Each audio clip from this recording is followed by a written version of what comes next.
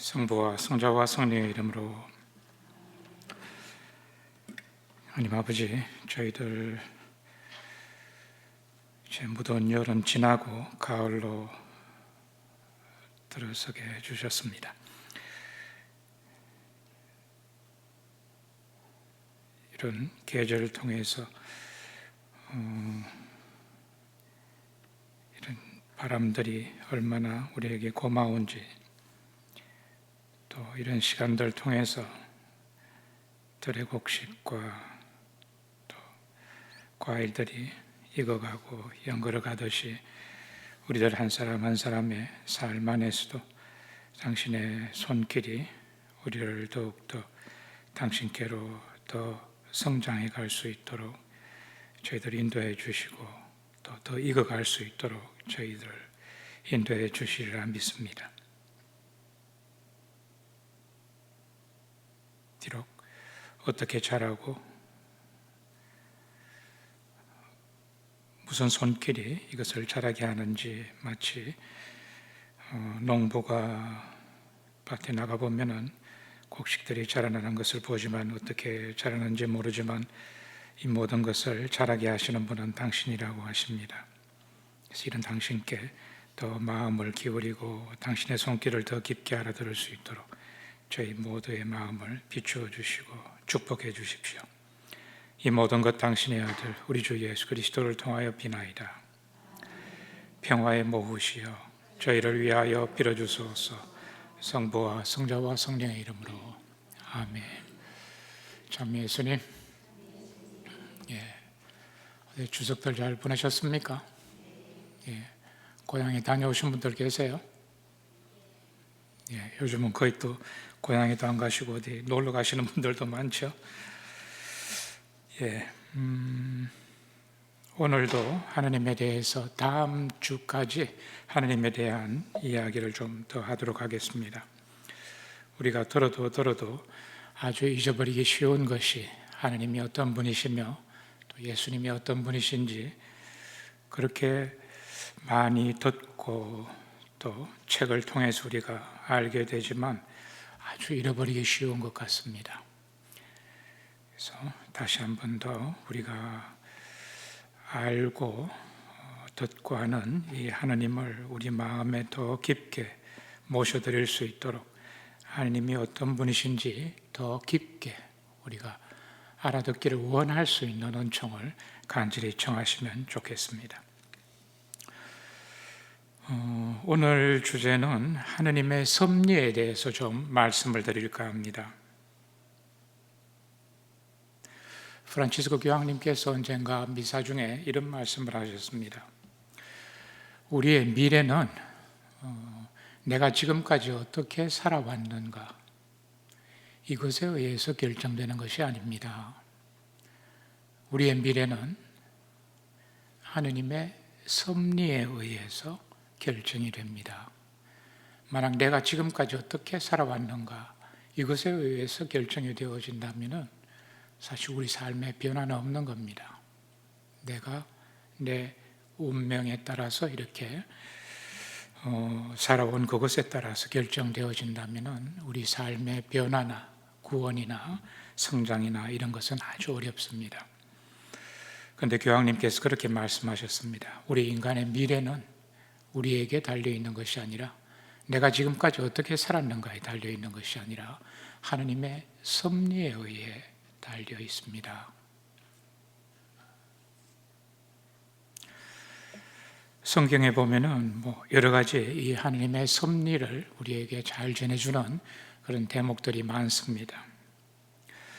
오늘 첫 번째 자료로 좀 드리고자 하는 그 성경 구절은 창세기에 나오는 요셉과 형들의 이야기를 좀 말씀드릴까 합니다. 우리가 이미 잘 알고 있는 그런 대목들일 겁니다. 혹시 집에서 다시 한 번 더 읽어보시기를 원하시면 창세기 37장 그리고 창세기 39장에서 45장 그리고 50장 뒷부분입니다. 50장 15절에서 21절, 아마 요 대목만 보시더라도 요셉과 형들에게 일어난 그 일들 안에서 하나님께서 어떻게 우리들 한 사람 한 사람 삶 안에 섭리로서 우리를 인도하시는지를 충분히 보여주는 대목입니다. 야곱에게 아내가 둘이 있었죠. 레아하고 라헬입니다. 그리고 레아의 몸종과 라헬의 몸종, 이렇게 해서 야곱의 12아들 가운데 레아에게서 태어난 아들이 6명, 그리고 두 몸종에서 태어난 아들이 4명, 그리고 라헬에게서 태어난 아이가 2명이 있습니다. 그 늙음하게 얻은 아들이 이제 요셉과 베냐민입니다. 라헬에게서 얻은 아들입니다. 요셉은 아버지의 총애를 많이 받았습니다. 요셉의 그 총애에 대해서 형들은 좀 이렇게 마음이 불편했죠. 그런데 요셉의 삶을 보면은 요셉이 형들의 이렇게 뭐 잘못하는 거나 이런 것이 있으면은 저를 아버지한테 달려가서 고자질을 합니다. 그리고 뭐 꿈을 꿨는데 뭐 이렇게 볕단 12개가 있는데 다들 내 볕단에 이렇게 뭐 형님들의 그 볕단들이 절을 합니다. 뭐 등등 이런 꿈을 이야기하죠. 안 그래도 밉상인데 더 밉상 보이는 그런 이야기들을 합니다.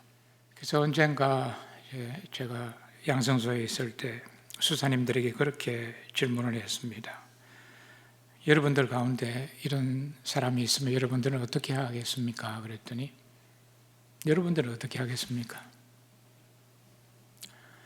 그래서 어떤 수사님이 그랬습니다. 뭐 당장 침대를 빼버려야죠. 보기 싫은 겁니다. 이렇게 눈에 거슬리고 불편하죠. 그래서 요셉이 이렇게 아버지의 총애를 받으면서 뭐 형들을 고자질하고 또 잘난 체하고 뭐 이런 일들이 있었는데 모르겠습니다. 어쩌면은 요셉에게도 이런 경험이 필요했는지도 모르겠습니다. 뭐 절대로 하나님께서 일부러 형들을 부추겨서 요셉을 팔아넘기지는 않으셨을 겁니다. 그래서 어느 날 이제 형들이 세겜 근처에 양들을 치고 있는데 야곱이 요셉을 불러서 형들이 지금 무엇을 하고 있는지 다녀오라고 요셉을 보냅니다. 그래서 요셉이 형들 양치는 곳을 물어서 이렇게 찾아가는데 멀리서 오는 그 요셉을 형들이 알아봅니다. 그래서 저놈 저 굼쟁이가 또 온다 그러면서 아주 굉장히 형들이 상처를 많이 받은 것 같습니다. 동생임에도 불구하고 저놈을 죽여버리자 그럽니다. 뭐 화가 많이 났다는 이야기죠. 어쩌면 요셉이 의도적으로 상처를 주려고 일부러 그런 것은 아닐지 모르겠지만 상처를 받은 겁니다. 형들도.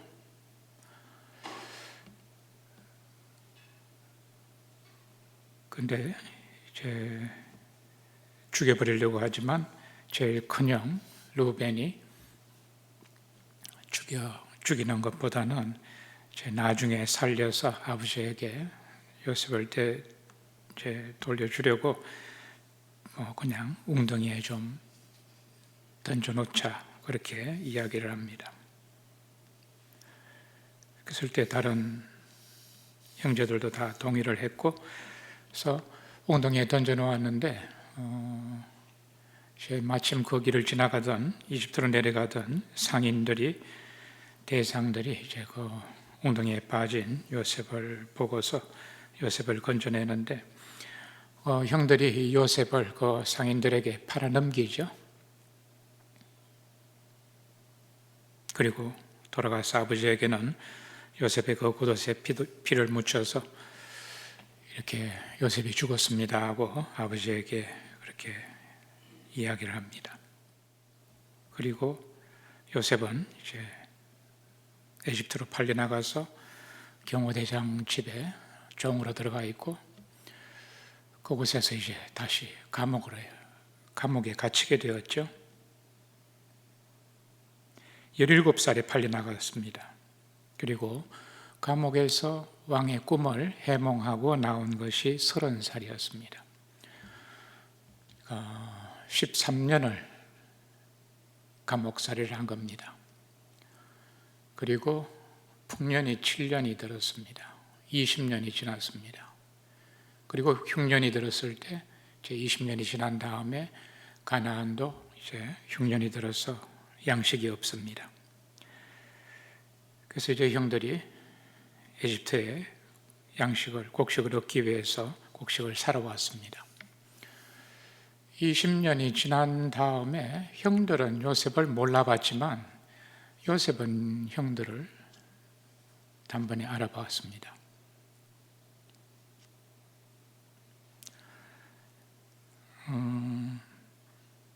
아마 처음에 팔려나갈 때는 요셉은 어쩌면 그랬을 것 같습니다. 형들에 대한 미움보다는 지금 당장 내가 살아남아야 한다는 것이 아마 더 급박했을지도 모르겠습니다. 내가 살아남아야 하는 그런 상황이니까 누구를 미워하고 이럴 상황조차 되지 않았고, 더 급박하게 내가 생존하지 않으면, 살아남지 않으면 안 되는 그런 일들 때문에 20년을 지냈다면, 20년이 지난 다음에는 이제 요셉의 상황은 달라졌죠. 제 형들이 눈앞에 와 있는 것을 보았는데, 아마 20년 전에 팔려나갈 때 그때 분노나 원망이나 화나 상처나 미처 내가 제대로 받아들일 수 없었던 그런 상처들이 아마 20년이 지난 다음엔 더 크게 올라왔을 겁니다. 감당할 수 없을 정도로 아주 크게, 미처 제대로 대면할 수 없었던 그런 상처고 원망이고 두려움이고 화고 아주 깊은 좌절이죠. 그래서 형들을 알아보고 그 형들을 이제 간첩 누명을 씌우려고 합니다. 너희들은 곡식을 사러 온 것이 아니라 이 나라의 어디가 약한지 약점을 둘러보려고 온 염탐꾼들이다. 그래 간첩 누명을 씌우려고 할 때 이제 형들이 자기들의 이야기를 합니다. 사실 우리는 가나안에서 왔는데 아버지가 계시고 또 동생도 있고, 한 동생은 죽었지만 막내 동생이 아버지와 함께 남아있다고 이야기를 합니다. 그랬을 때 요셉이 그러면은 너희들 말이 사실이라는 것을 확인해야 하겠으니까 여기에 너희들 중에 한 사람만 집으로 돌아가서 동생을 데리고 오면은 너희들 말이 사실이라는 것을 내가 확인할 수 있겠다. 그렇게 이야기를 합니다. 그래서 그들을 잡아두게 되는데, 이제 며칠 후에는 요셉이 이제 마음을 바꿔서 그렇게 이야기를 하죠. 한 사람만 잡혀 있고 나머지는 곡식을 사가지고 그렇게 돌아가서 올 때 동생을 데리고 오라고 합니다. 그래서 그들에게 이제 고향으로 돌아가게 하는데, 그들 곡식단 안에, 자루 안에 이제 돈을 다시 넣어서 보내죠. 그리고 이제 또 양식이 다 떨어지게 되니까 야곱이 다시 에집트로 가서 곡식을 사오게 합니다. 그랬을 때 형들이 그럽니다. 이제 베냐민을 데리고 가지 않으면 우리는 그분을 만날 수가 없습니다. 베냐민을 데리고 가야지 우리의 말이 사실이라는 것이 입증이 되기 때문에, 그렇게 말씀을 드렸을 때 야곱은 아주 크게 거부하죠. 옛날에 요셉도 내 곁에서 떠나고 그 아이도 죽었는데 이제 이 아이마저 시메온이라는 아들도 이집트에 잡혀 있고 그 아이도 내 곁에서 사라졌고 이제 이 베냐민마저 데려갔다가 이 아이마저 사라지게 할 작정이냐 이렇게 아주 강하게 거부했지만 결국은 이제 베냐민을 형들과 함께 곡식을 사러 보냅니다.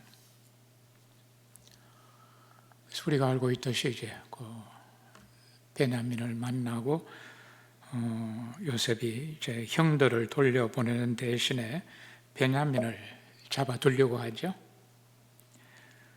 그랬을 때 제 많은 그 형들이 그렇게 이야기를 합니다. 아마 첫 번째 그 간첩 누명을 쓰게 되었을 때 이미 그렇게 이야기들을 했죠. 이거는 전혀 다른 문맥입니다. 예전에 20년 전에 가나안에 있을 때 그 사건을 20년이 지난 다음에 그 이집트 제상 앞에서 이거는 우리가 받는 벌이다. 20년 전에 우리가 그 아이를 팔아 넘길 때 그 아이가 우리에게 살려달라고 얼마나 애원했느냐. 그리고 우리는 그 아이 말 듣지 않고 팔아 넘겼지 않느냐. 그래서 이거는 그때 벌이다 하고 그렇게 알아듣고 있습니다. 그러니까 20년 동안 형들도 편하지 않았던 거죠. 아주 깊은 죄책감에 사로잡혀 있었습니다. 그런데 이제 베냐민이 잡혀 있게 되었을 때 베냐민은 요셉보다 더 총애를 받습니다. 그랬을 때 유다가 나서서 그렇게 이야기를 합니다. 우리에게 동생이 하나 더 있었는데 그 아이가 세상을 떠났을 때 아버지가 그 아이를 잃은 슬픔에 아주 상심하셔서 거의 죽음 직전까지 가셨습니다. 그런데 만약 이 아이마저 아버지 곁으로 돌아가지 못한다면 우리 아버지는 이제 돌아가십니다.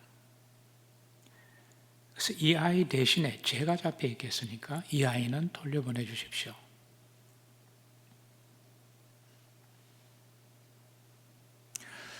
요셉 눈앞에 지금 서 있는 그 형들은 20년 전에 그 형들은 아닙니다.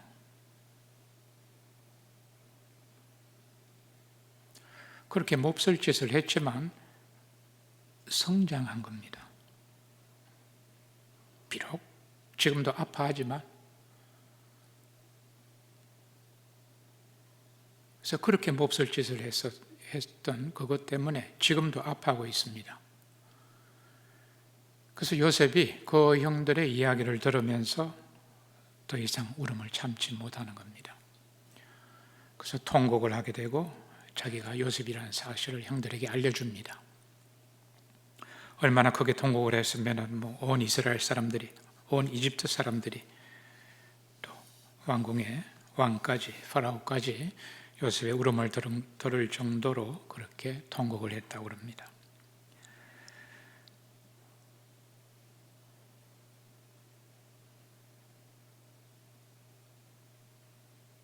하나님의 섭리가 참 묘합니다. 이렇게 몹쓸 짓을 한 그 아픔으로 지금까지도 그 아픔이 있지만 이 사람들을 참 성장시킨 겁니다.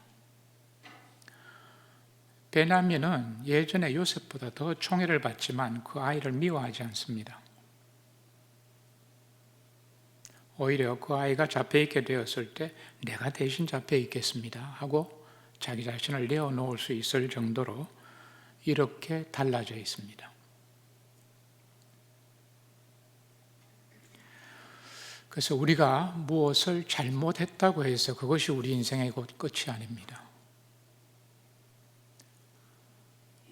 우리가 만약 몹쓸 짓을 했다. 내가 정말 이건 정말 아주 비열한 짓을 했다. 비인간적인 행동을 했다. 만약 이것이 우리 삶의 끝까지 이렇게 지속이 된다면 우리 인간의 삶은 참 비극일 겁니다.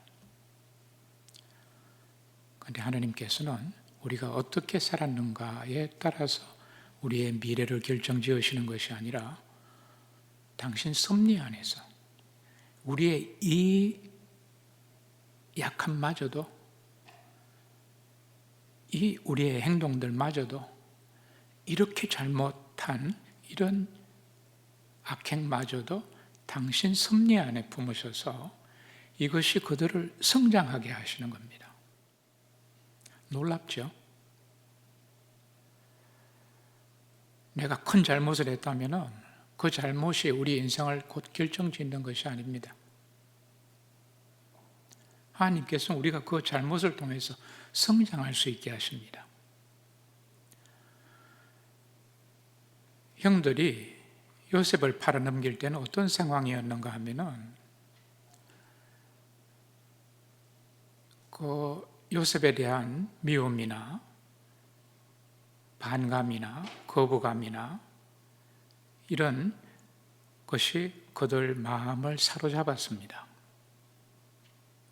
우리가 무엇인가 이렇게 하나에 사로잡히게 되면은 다른 것은 보이지 않게 됩니다. 요셉을 없애버리는 이것에만 사로잡히게 되니까 저 요셉을 잃어버리면 아버지가 어떻게 될까? 전혀 의도적이 아니라 전혀 내 마음에 들어오지가 않는 겁니다. 다른 사람이. 아버지가 어떻게 될지 생각조차 할 여지가 없는 겁니다. 우리가 무엇에 사로잡히면 그렇게 됩니다. 다른 것은 안 보입니다.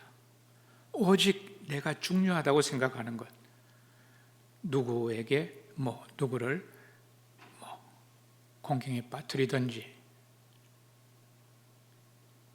아니면 다른 것이라도 내가 더 정말 중요하다고 생각하는 그것만을 우리가 움켜쥐게 되면은 다른 사람은 어떻게 느낄 것인지, 어떻게 반응이 나올지 등등 이것은 전혀 우리에게 인식이 되어지질 않습니다. 함께 사는 사람들에 대한 그런 어떤 시선이 나가지를 않는 거죠. 우리 안에 갇혀버리니까.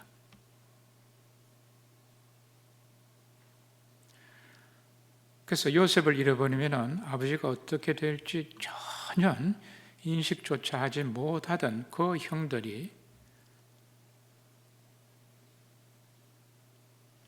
막상 요셉을 잃어버리고 났을 때 아버지 야곱이 보여주는 그 반응은 아마 형들도 아주 놀랐을 겁니다. 아버지의 고통을 보는 거죠. 이렇습니다. 이것도 신비입니다. 누군가의 고통이 또 어떤 사람들을 변화시키는 겁니다. 누군가 그 고통을 받아들인다면 야곱이 알겠죠. 야곱이 아주 영악하지 않습니까? 형들과 요셉 사이에 무슨 일들이 오가는지 어떤 기류가 흐르는지 아마 알 겁니다. 그렇지만 말을 하지 않습니다. 너들이 죽였지 이런 말도 하지 않습니다. 고통을 받아들이는 겁니다.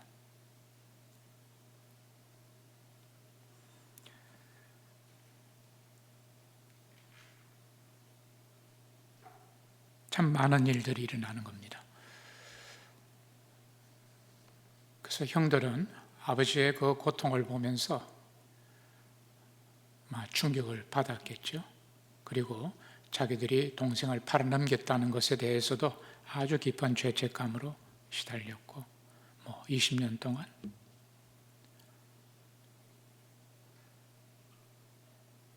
그런데 형들이 이런 경험을 통해서 성장한 겁니다. 이제 다른 사람을 배려하는 겁니다. 이 아이마저도 아버지 곁으로 못 돌아가면 이제 우리 아버지는 돌아가십니다. 보이지 않던 아버지가 보이는 겁니다. 옛날에는 보이지 않았어요.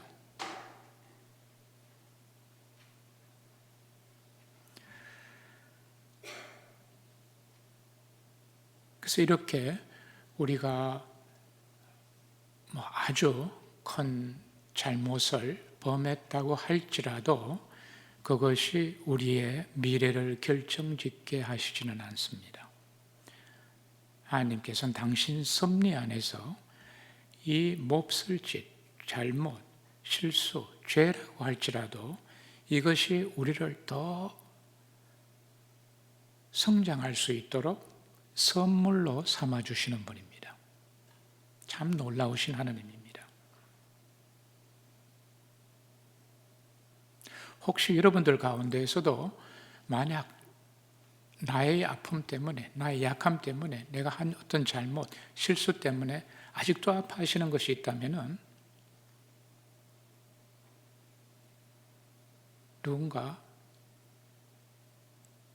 내가 이렇게 내 삶을 마치게 하기를 절대로 원치 않으시고 이 내 약함, 잘못, 실수마저도 나를 더 활짝 피우게 할 수 있는 선물로 삼아주시는 분이, 그를 힘이 있는 분이 계시다는 것 잊지 마십시오.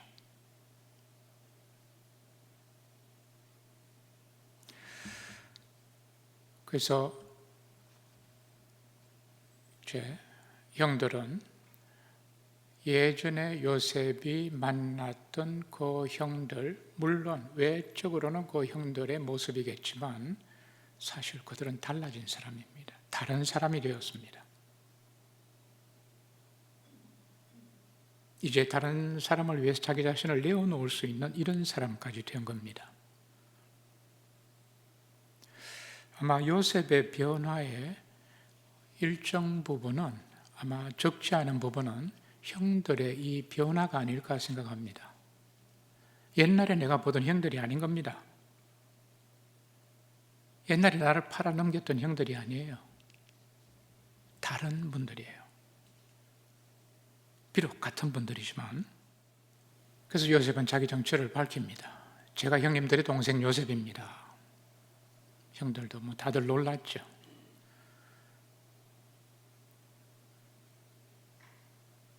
그래서 저를 팔아넘긴 것에 대해서 그렇게 마음 아파하시지 말고, 또 저를 팔아넘긴 것에 대해서 형님들 자신들에게 화를 내지도 마십시오.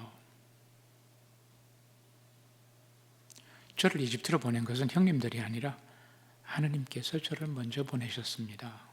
우리들을 위해서. 요셉이 자기 삶에 대한 해석이 달라지는 겁니다. 내가 형들에게 배신당하고 형들에 의해서 팔려나와서 이렇게 타지에서 종살이로 있다가 감옥에 갇히고, 그리고 지금 이런 위치에 있지만 아직 상처가 있는 겁니다. 그 형들을 보고서 일어나는 그 마음들이. 그렇지만 그 형들의 변화된 모습을 보면서 자기 자신의 삶의 역사, 자기 자신의 경험입니다. 내가 어떤 내 삶의 이야기들이 있는가, 내 삶에 지나온 사건들이 있죠. 팔려나갔다는 것, 형들로부터 배척받았다는 것. 그래서 이 배척의 역사가, 그 상처가 이게 상처로 남는 게 아니라 새로운 해석이 나오게 되는 겁니다. 우리 모두를 위해서 하느님께서 저를 먼저 에집트로 보내셨습니다. 그렇지만 사실은 변화하지 않습니다. 저를 팔아넘긴 것은 형님들이 맞습니다. 사실은 변화하지 않지만 의미가 달라져요. 해석이 달라져요. 그래서 이것은 하느님께서 우리 모두를 위해서 저를 먼저 이집트로 보내셨습니다.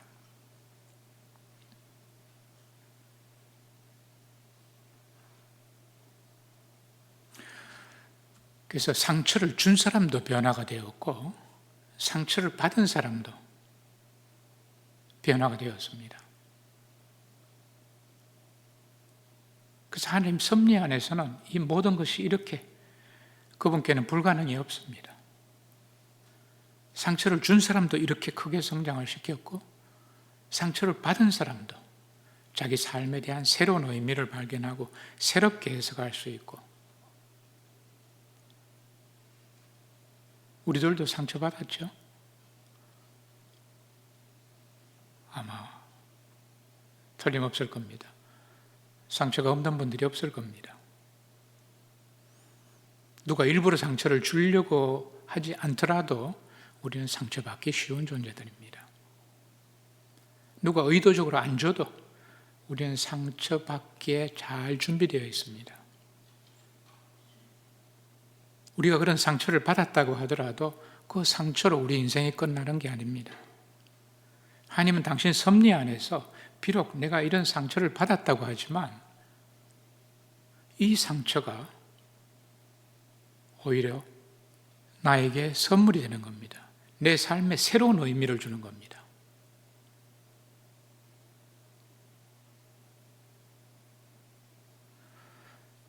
내 삶에 새로운 의미가 없으면 우리 변화가 없다는 이야기죠. 내 삶이 변화되는 겁니다.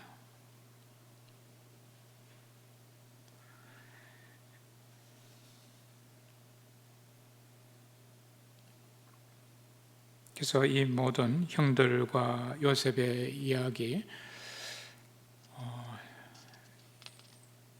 형들은 형들 나름대로 더 성숙한 사람, 다른 사람을 더 배려하고 또 다른 사람을 위해서 자기 자신을 내어놓을 수 있는 이런 사람들까지 변화되었는가 하면은, 상처를 받은 요셉은 자기 그 상처받은 그 삶의 역사를 새로운 그 안에서 사실은 변화된 게 없습니다. 사실은 그대로입니다. 그런데 새로운 의미를 발견하게 되는 겁니다.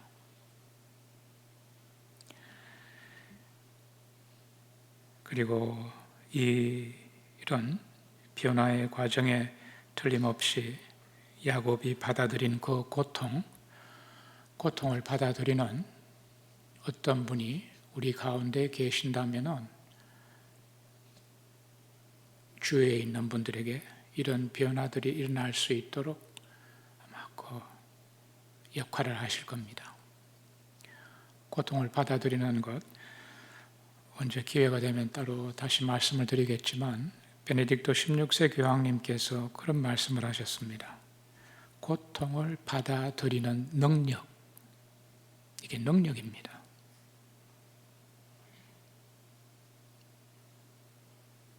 우리는 고통을 받아들이기 어렵습니다.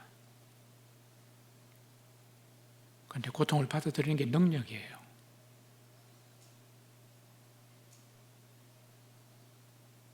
나를 안 받아들이면 고통을 받아들일 수가 없습니다.